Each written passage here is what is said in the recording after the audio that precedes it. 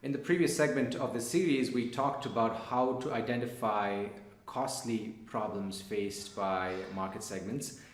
In today's segment, I want to build on that and talk about another way of identifying costly segments, costly problems in market segments, and that is by focusing on urgency. So focusing on urgent problems that are faced by market segments, because depending on the magnitude of the problem and the urgency, these kinds of problems can become very costly for organizations within that segment. So there are a few ways you can use to identify urgent problems in the market, but I'll talk about a few of them here.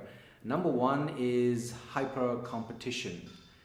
Whenever companies face high competition, it always leads to all kinds of different problems. So can you identify market segments that are facing high competition? If you can, then you can be sure that organizations within that segment are under pressure to change pretty fast.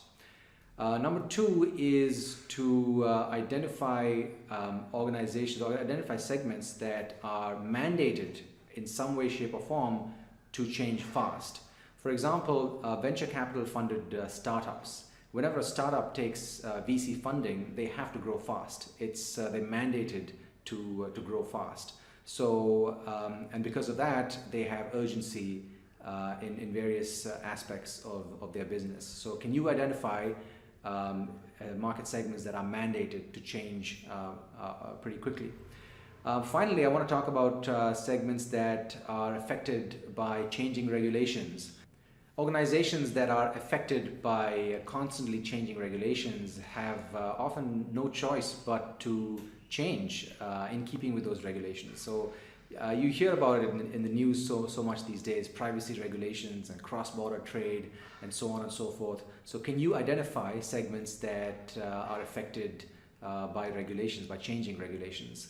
Now, it goes without saying that when you identify urgent problems or market segments facing urgent problems, you've got to look at them in the context of your own expertise. Like, how can you apply your expertise and help organizations address urgent problems?